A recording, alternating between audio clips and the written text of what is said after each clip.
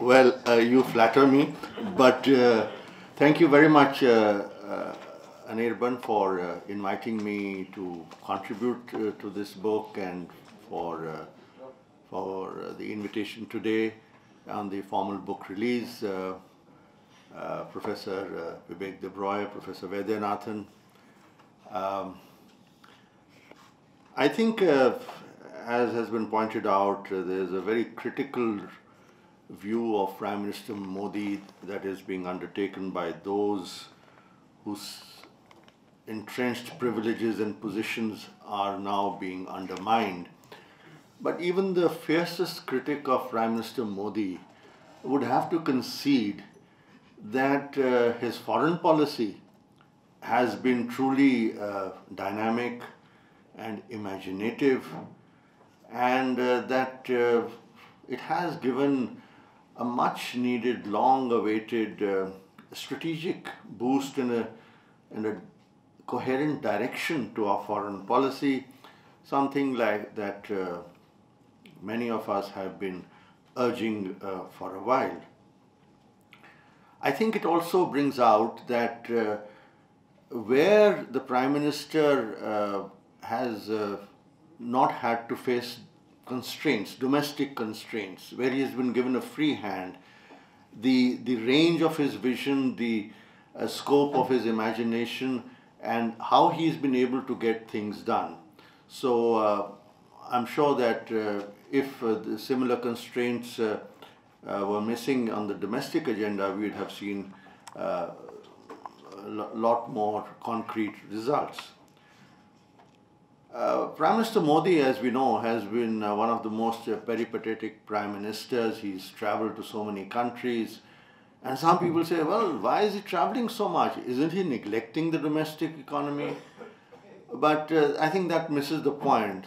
2 points, actually. One, that the Prime Minister works 18 hours a day, so he's got enough time to cover both domestic, foreign, and so forth. And two, that in the globalized world of today, it is absolutely essential for the chief executive of a country to be seen and heard, because he represents the country. He is the face of country. Look at any country around the world. The chief executive of that country is engaged in diplomacy. It's a different matter that over the last 10 years, the chief executive of India was neither seen nor heard too much. But that does not mean that that is the right template. And I think that Prime Minister Modi's foreign policy is not in a vacuum. It is linked to the domestic agenda. It's not in a silo that this is foreign policy, that is domestic policy. How will foreign policy help to promote the national goals and objectives, especially on the economic side? And what he has done is to send out a clear signal that we are ready and willing to engage with the rest of the world, that people are welcome to come to India as businessmen, investors, or even as tourists. See what he's done even for small things like that. Because we are in an interconnected world, as never before. And the world today is at an important inflection point. It's in flux.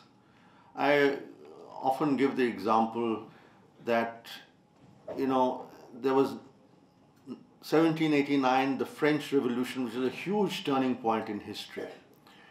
And that was followed by a quarter century of the revolution, which led finally to the Congress of Vienna of 1815, that settled the contours of 19th century Europe. Now you fast forward 200 years to 1989, that's the fall of the Berlin Wall, also a very epochal moment. And you fast forward 25 years, you come to 2015. Again, what we thought the world might look like in 1989, 25 years later, is not what has happened. Things are still evolving. So when this thing is in a flow, it's like a kaleidoscope where, every little twist changes. And here I think Prime Minister Modi has recognized that at this inflection point, what is going to be India's place in the world? Where do we fit in? And for this, He's very clear that we need friends and partners, obviously. But also, I think a very important component, as I see it, is that he has brought a new self-confidence and an ambition to India's foreign policy. Everyone thought, well, India is a swing state, it's a balancer, will it go with the Americans or the Chinese or whatever? But here is Prime Minister Modi saying, no, I want to be a leading player in the world, not just a balancer. And I think that is right, because a country of India's size, and I think it also reflects what people in India, young people, think that, where should India stand? We feel so proud of the way our Indians have done well abroad, and yet we get frustrated that, things are not really working well. So I think that here he is reflecting what a lot of ordinary people, Indians, think. So it's a question of approaching the world with confidence, on equal terms, not as a supplicant, to leverage India's strength, be it our demographic dividend, be it our now economic indicators which are improving, be it the strength of our overseas Indian communities whom he has wooed very assiduously, be it our soft power through elements like culture, and tomorrow there is a big Hindu-Buddhist conference which has been inaugurated. The way he has very unself-consciously visited all places of worship on his tours abroad, including to the UAE, where he went to a mosque. And in this strategy, I think I see his propensity to take risks and to pursue seemingly conflicting goals. But that is the point about being a big power, or wanting to be a big power, that you have to take risks and take decisions and play your cards well.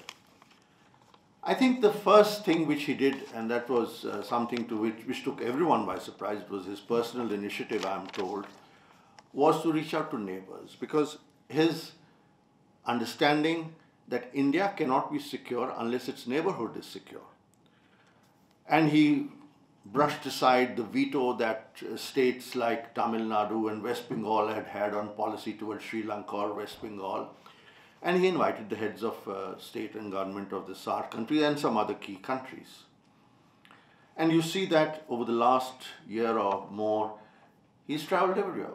Bhutan, Nepal, Bangladesh, with whom the long-standing land boundary agreement was settled, Sri Lanka. Not to forget the maritime neighbors, Seychelles, Mauritius. Maldives was kept out because of the political problems there. But here he is signaling that we are interested in our welfare. He's also signaled that we want to make our neighbors stakeholders in India's economic growth. If India is growing, our neighbors must also grow. Because if you do not follow such a policy, then you have open borders and the kind of problems, say, which Europe is facing today, where migrants are coming across. And we often say that from our neighboring countries, illegal migrants, that will happen. Because it's like water finding its own level. You cannot have an 8% rate of growth and your neighbors having 4 or 5%. No way. They will come across. So that is very important. And then he's also signaled that I'm prepared to be generous and a reliable neighbor. A big brother in the true sense who cares for you. So the maritime boundary dispute with Bangladesh, international award was given, accept it fully. The Bangladeshis were most impressed. It creates confidence. Earthquake in Nepal, India was first off the block. Evacuation from Yemen, the neighboring country citizens were given as high a priority as our own citizens. Drinking water problem in Maldives, we went there. And he wants to focus on regional cooperation. But here is an important thing. We should not equate regional cooperation with SAARC. If SAARC is fine, okay. But if not, as he said at Kathmandu, we'll take everyone along or some along. We'll go ahead in some areas, if not in all areas. So you have new mechanisms that are coming up, because we need to get out of the stranglehold that Pakistan has put on SAARC. And here I come to Pakistan. where there was an outreach, but new red lines have been drawn. And I see in Prime Minister Modi's approach a policy of minimum engagement. Because so long as the mindset of the ruling class in Pakistan does not change, there is little hope. So we will try and engage, but we will not compromise on the red lines. And at the same time, the response on the ground is tough. If the Pakistanis are creating problems on the line of control or the border, we are responding in equal measure. There's Afghanistan, where I think the relationship is linked to that with Pakistan. And the new president's dalliances with Pakistan haven't gone down too well. So we'll have to wait a while to see how things stabilize there. But the big challenge is really China. And here, Prime Minister Modi has taken the bull by the horns, frequent meetings with the leaders, a country you cannot ignore. We are seeing how what is happening to their economy and currency is affecting us also. We are interested certainly in their investments. We are concerned about the stand on the border, and the Prime Minister has very openly and publicly talked about it. I think it's still a complex relationship where the trust is still missing, and it will take time to build up that trust. Tibet remains a very sensitive issue for the Chinese, and I think, in my judgment, that the border issue is not likely to be resolved in a hurry, despite Prime Minister Modi pushing for it, because the Chinese are unlikely to settle it so long as the Tibet question is still alive, and in fact it's getting a little worse. But at the same time, the thinking appears to be that it is better to have engagement, frequent engagement at the highest levels, just so that the problems when they arise can be nipped in the bud a little more closely. We have some concerns about their policies like the One Belt, One Road, the China-Pakistan Economic Corridor, and I'll just talk about that towards the end a little bit. But the third area which is extremely important is the United States, where everyone thought, the Prime Minister was, insulted by the Americans were not getting a visa, and so the relationship will be poor. But Prime Minister Modi has proved everyone wrong, because he has set aside any personal misgivings he might have had. The interest of the nation comes first.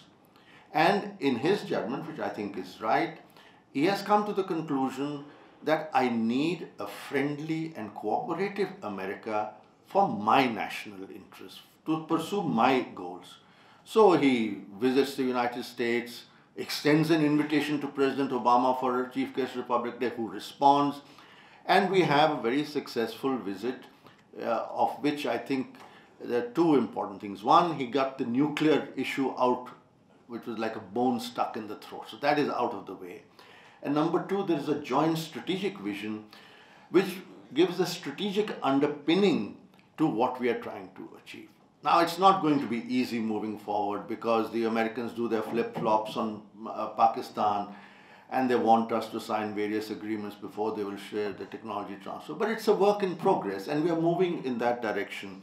And there are many areas where we can and must move forward.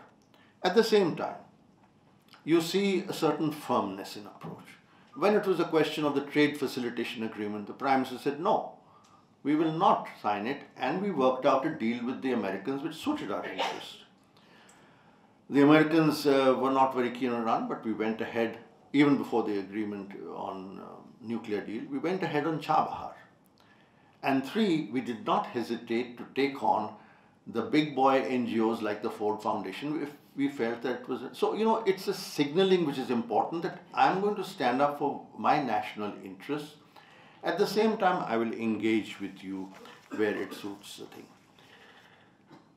The main concern domestically is how to get investment and technology. And with this in mind, You see the Prime Minister going around the world, France, Germany, Canada, the UK, I think, coming up in a couple of months.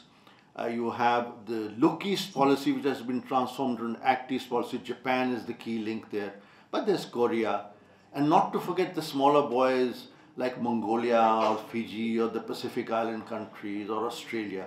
And there's a very strong strategic component, a defense and security component to these relationships.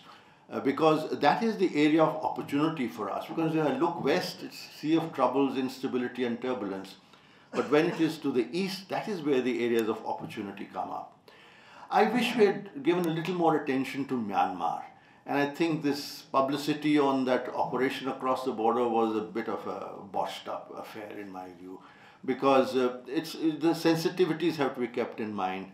But still, Myanmar is extremely important.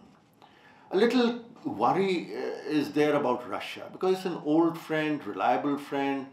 We've been trying to send the right messages. President visited Russia on the 70th anniversary of the end of the war. We're supportive to them on Ukraine. We're trying to do more in the energy sector. But our defense ties have gone down because it's no longer that exclusive partner. Others have come up. And I think that as a result of our diversifying our foreign policy options, which is okay, the Russians are also doing the same. So you see them doing a little more with Pakistan and China, including in the defense field. I'm very glad that the Prime Minister, this requires some course construction. I'm very glad that the Prime Minister is finally having a summit with the African countries, all 53 or so of them, next month. That was overdue. And as Anirban pointed out, the big hole in the foreign policy was West Asia, where two things have happened. One, the relationship with Israel is out of the closet, and there's talk of the President also visiting in addition to the Prime Minister visiting. At the same time, given our stakes in the Arab Gulf countries with 7 million Indians there, oil supplies coming there, big trading partner, I think it was about time that the Prime Minister gave his personal attention to this region with UAE. I hope he visits some other countries soon, including a friend like Oman, the big boy Saudi Arabia. So let's see. But here, I think Iran is a country which has emerged very strongly on the scene. If I were to look 10 years ahead and say, which country is going to be around in the form it is, I would say Iran in that region. And it's critical for our energy, particularly gas supplies, for our route to Afghanistan, for Central Asia. So we need to engage Iran a little more, and I would like to hope that the Prime Minister will pay a visit there shortly. Now, finally, just one thought. When you have such an ambitious foreign policy, which is the right thing, you must have the systems and the structures to match that. And this is where I hope that Prime Minister will also pay some attention, because the Indian Foreign Ministry needs to be structured like a modern foreign office which can handle all these things. Otherwise, it'll get overloaded. So you must have policies that bring in the best people at the highest levels. Some steps have been taken to modernize it. There's now, I am told, a little more effective policy planning division. We are getting people from outside to work as consultants. There's this division dealing with the states of India in recognition of the role they play. There's a lot of work to be done, but I think that Prime Minister Modi is on the right track, and I do hope that things will continue in this way. Thank you.